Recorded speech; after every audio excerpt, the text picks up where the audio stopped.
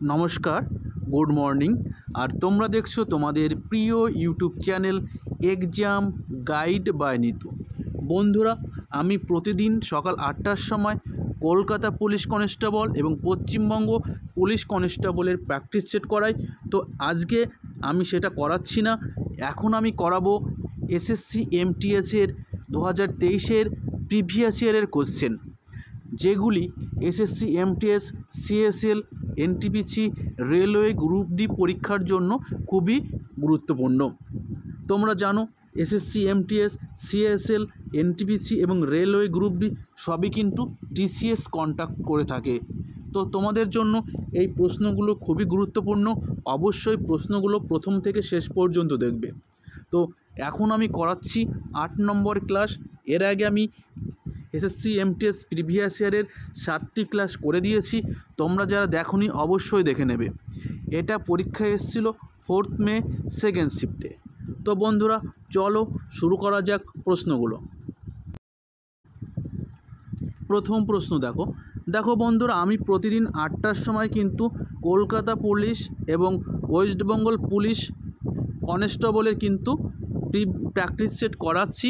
তো আজকে আমি করাচ্ছি না, তো আগামীকাল আবার সকাল 8টার সময় কিন্তু কেপি এবং ডব্লিউবিপির প্র্যাকটিস সেট তোমরা পেয়ে যাবে। তো দেখো বলেছে 2022 সালের হিসেবে কতটি দেশ ভারতের সাথে আন্তর্জাতিক স্থল সীমানা ভাগ করেছে। তো 2022 অনুযায়ী কিন্তু ভারতের সঙ্গে 7টি দেশের স্থল সীমানা রয়েছে। কি কি সেই 7টি দেশ? পাকিস্তান, আফগানিস্তান, চীন, নেপাল, ভুটান, মায়ানমার এবং বাংলাদেশ। এই 7টি দেশের সঙ্গে কিন্তু ভারতের আন্তর্জাতিক স্থল সীমানা রয়েছে। পাকিস্তান এবং আফগানিস্তান ভারতের পশ্চিম প্রান্তে, চীন, নেপাল, ভুটান ভারতের উত্তর প্রান্তে, মায়ানমার এবং বাংলাদেশ কিন্তু ভারতের পূর্ব প্রান্তে। পরবর্তী প্রশ্ন, রাজস্থানের কোন লোকনৃত্য সাপেরা নৃত্য নামেও পরিচিত? সপেরা নৃত্য কোনটি? তো সঠিক উত্তর হবে কালবেলিয়া। কালবেলিয়া নৃত্যটি সপেরা নৃত্য নামেও পরিচিত। কালবেলিয়া যেটি রাজস্থানের একটি লোকনৃত্য, যেটি গোলাবো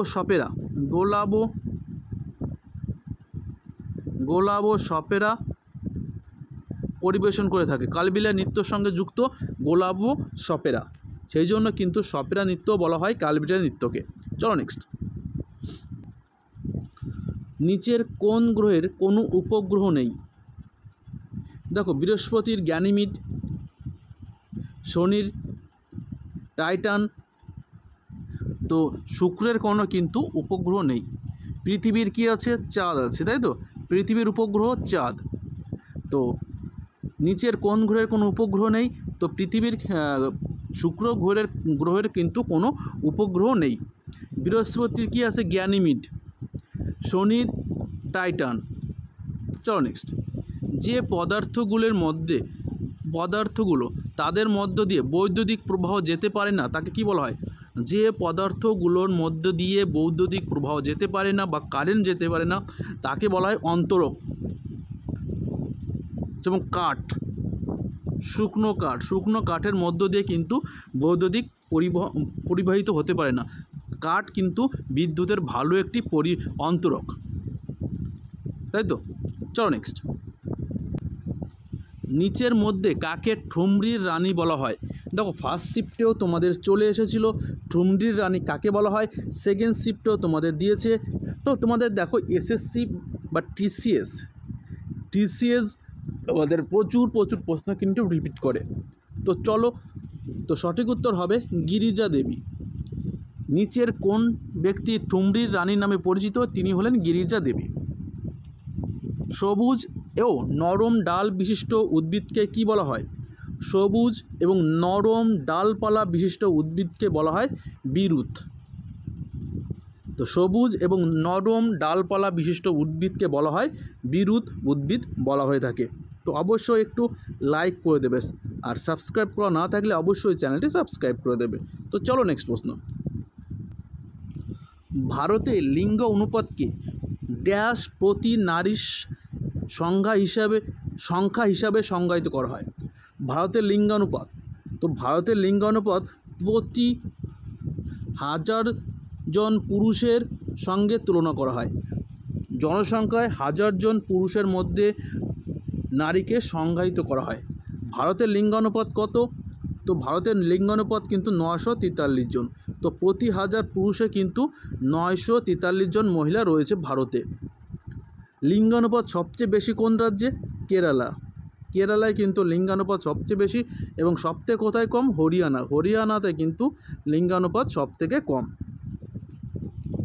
দেখো বলেছে পরবর্তী প্রশ্ন, ড্যাশের রামন ফারি গুহা প্রাথমিকভাবে চালুক্য শৈলীর স্থাপত্যের একটি উদাহরণ, যা তার স্বতন্ত্র ভাস্কর্য শৈলীর জন্য পরিচিত।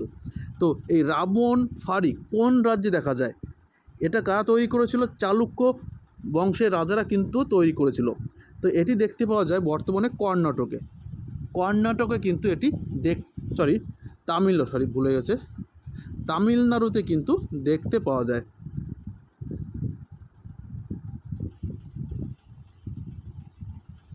কর্ণাটক হবে না, সঠিক উত্তর হবে তামিলনাড়ু। ঠিক আছে, তো রাবণ ফারি বর্তমান যা চালুক্য শৈলীর স্থাপত্যের একটি রীতি, এটি বর্তমানে তামিলনাড়ু রাজ্যে কিন্তু দেখতে পাওয়া যায়। চলো নেক্সট।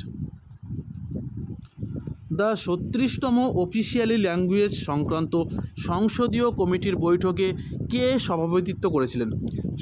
36তম অফিসিয়ালি ল্যাঙ্গুয়েজ সংক্রান্ত সংসদীয় কমিটির বৈঠকে সভাপতিত্ব করেছিলেন অমিত শাহ। কে? অমিত শাহ। পরবর্তী প্রশ্ন, বাল্যবিবাহ নিষিদ্ধকরণ বিল 2021 সালে নারীদের বিয়ের বয়স কত বছর বাড়ানোর চেষ্টা করা হয়েছে? তো বর্তমানে নারীদের বা মহিলাদের ন্যূনতম বয়স কত? তো 18 বছর। বর্তমানে কত বছর মহিলাদের বিবাহের বয়স? 18 বছর। কিন্তু 2021 সালে বাল্যবিবাহ নিষিদ্ধকরণ আইনে কত বছর পর্যন্ত বাড়ানোর কথা বলা হয়েছিল? তো 18 থেকে বাড়িয়ে কিন্তু 21 বছর করানোর চেষ্টা করা হয়েছিল। চলো নেক্সট। মালগুড়ি ডেজ কার একটি ছোট গল্পের সংকলন? এই মালগুড়ি ডেজ কে লিখেছিলেন? তো মালগুড়ি ডেজ লিখেছিলেন আর.কে. নারায়ণন। আর.কে. নারায়ণের লেখা ছোট গল্প মালগুড়ি ডেজ। অলিম্পিক গেমসে ভারতের প্রথম ব্যাডমিন্টন পদক কে জিতেছিলেন? তো অলিম্পিকে ভারতের প্রথম ব্যাডমিন্টন পদক জিতেছিলেন কে? সাইনা নেহওয়াল। সাইনা নেহওয়াল কিন্তু অলিম্পিকে ব্যাডমিন্টনে ব্রোঞ্জ পদক পেয়েছিলেন। তো তোমাদের কাছে হোমওয়ার্ক থাকবে, কোন অলিম্পিকে সাইনা নেহওয়াল এই ব্রোঞ্জ পদক পেয়েছিলেন। আর অলিম্পিকে ভারতের হয়ে ব্যাডমিন্টনে প্রথম রূপো পেয়েছিলেন পি.ভি. সিন্ধু। রূপো পেয়েছিলেন ইনি 2016 সালে রিও অলিম্পিকে কিন্তু রূপোর পদক পেয়েছিলেন পি.ভি. সিন্ধু। পি.ভি. সিন্ধু প্রথম ভারতীয় ব্যাডমিন্টন খেলোয়াড় যিনি রূপোর পদক পেয়েছিলেন। আর প্রথম পেয়েছিলেন সাইনা নেহওয়াল, তিনি কিন্তু ব্রোঞ্জের পদক পেয়েছিলেন। চলো next.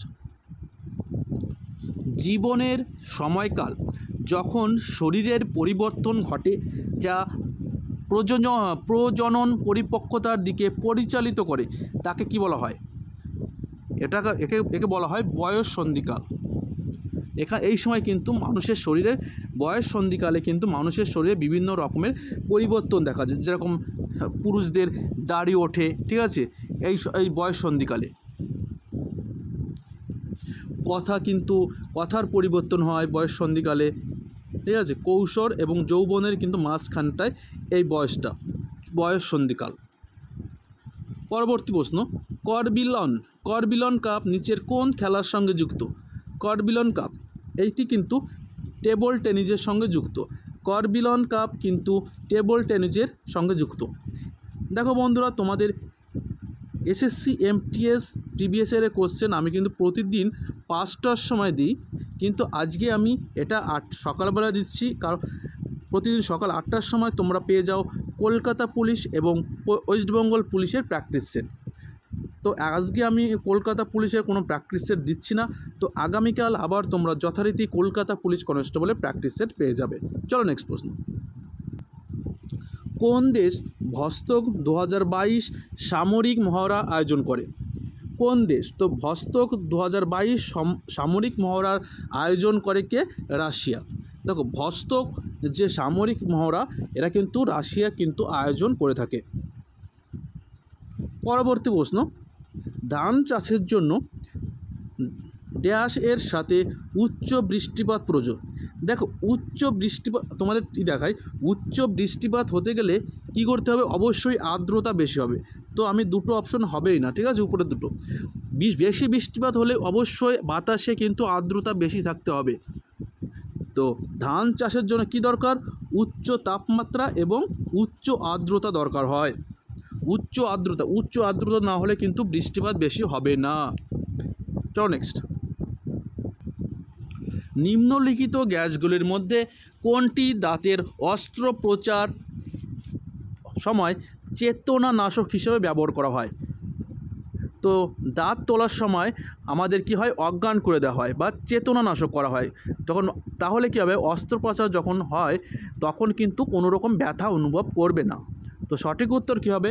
Nitrous oxide. Nitrous oxide কিন্তু চেতনানাশক হিসেবে ব্যবহার করা হয় দাঁতে যখন তোলা হয়। তাহলে কি হবে? দাঁত যখন তোলা, যখন পোকা খাওয়া দিয়ে দাঁতগুলো জোর তোলা হয় তখন কি হয়? এই ব্যথা অনুভবটা হয় দাঁতের তোলার সময়, কিন্তু এই চেতনানাশক দিলে কিন্তু কোনো ব্যথার পাওয়া যাবে না। পরবর্তী প্রশ্ন, আকবরের পর ভারতের মুঘল রাজবংশের সিংহাসনে নিম্নলিখিত কে বসেছিলেন? তো সঠিক উত্তর হবে জাহাঙ্গীর। কে? জাহাঙ্গীর। প্রথম বাবরের পর হুমায়ুন, তারপরে আকবর, তারপরে জাহাঙ্গীর, তারপরে শাহজাহান। বাবার হলো হাবার জ্বর সারিল ঔষধে।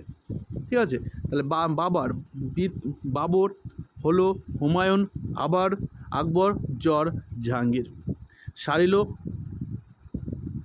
শাহজাহান। ঠিক আছে, চলো নেক্সট। বাংলার নিম্নোক্ত গভর্নর জেনারেলের মধ্যে কে সতীদাহ প্রথাকে অবৈধ ঘোষণা করেছিলেন? কোন গভর্নর জেনারেলের সময় বাংলার সতীদাহ প্রথা অবৈধ ঘোষণা করা হয়েছিল? তো তিনি হলেন উইলিয়াম বেন্টিং। উইলিয়াম বেন্টিং এর চেষ্টায় 1828 সালে সতীদাহ প্রথাকে কিন্তু নিষিদ্ধ করা হয়েছিল। কার প্রচেষ্টায়? উইলিয়াম বেন্টিংয়ের প্রচেষ্টায় এবং তার সঙ্গে রাজা রামমোহনের সহযোগিতা এবং উইলিয়াম বেন্টিংয়ের প্রচেষ্টায় কিন্তু ভারতে বাংলায় সতীদাহ প্রথা অবৈধ ঘোষণা করা হয়েছিল। পরবর্তী প্রশ্ন, পদ্মা সুব্রমণ্যম একজন ভারতীয় ধ্রুপদী নৃত্যের জন্য পদ্মভূষণ পুরস্কার পেয়েছিলেন। তিনি কত সালে এই পদ্মভূষণ পুরস্কার পেয়েছিলেন? তো সঠিক উত্তর হবে 2003 সালে। 2003 সালে পদ্ম সুব্রমণ্যম তিনি এই পদ্মভূষণ পুরস্কার পেয়েছিলেন। চলো নেক্সট। ভারতে গির বন কোন প্রাণীর আবাসস্থল? গির অরণ্য, গুজরাটের গির কিসের জন্য বিখ্যাত? গুজরাটের গির অরণ্য কিসের জন্য বিখ্যাত? তো গুজরাটের গির অরণ্য কিন্তু এশিয়াটিক সিংহর জন্য কিন্তু গির অরণ্য বিখ্যাত। এখানে কিন্তু এশিয়াটিক সিংহের কিন্তু আবাসস্থল এই গির অরণ্যটি। জাতীয় আয় পরিমাপের জন্য পদ্ধতিতে আমাদের তাৎক্ষণিক পণ্যের মূল্য কি ড্যাশ বাদ দিতে হবে? তো ডবল গণনা এড়ানো বাদ দিতে হবে। ঠিক আছে, তো এটা আমি যেহেতু অর্থনীতির ছাত্র না, তো এটা কিন্তু আমি তোমাদের একটু বোঝাতে পারলাম না। চলো নেক্সট। ভারতীয় সংবিধানে অনুচ্ছেদ 43-এর বি কী প্রদান করে? 43-এর বি, দেখো ভারতীয় সংবিধানে 36 থেকে 51 নম্বর অনুচ্ছেদে কী বলা আছে? রাষ্ট্র পরিচালনার নির্দেশমূলক নীতি, ডিপিএসপি, যেটি আয়ারল্যান্ডের সংবিধান থেকে নেওয়া হয়েছে। তো 43-এর বি আছে, বলা আছে সমবায় সমিতির প্রচার বলা রয়েছে 43-এর বি। ভিনিগারের রাসায়নিক নাম কি?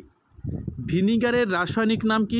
তো ভিনিগারের রাসায়নিক নাম কিন্তু অ্যাসিটিক অ্যাসিড। কি? Acetic acid. চলো নেক্সট। সিমোনা বাইলস কোন খেলার সঙ্গে যুক্ত? সিমোনা বাইলস, তো সিমন বাইলস কিন্তু একজন জিমন্যাস্টিক। কি? তিনি একজন জিমন্যাস্টিক। তো বন্ধুরা, ভিডিওটা ভালো লাগলে একটু লাইক করে দেবে, চ্যানেলে নতুন হয়ে থাকলে অবশ্যই চ্যানেলটি সাবস্ক্রাইব করে দেবে। তো এখনকার মতো বিদায় নিচ্ছি, আবার আগামী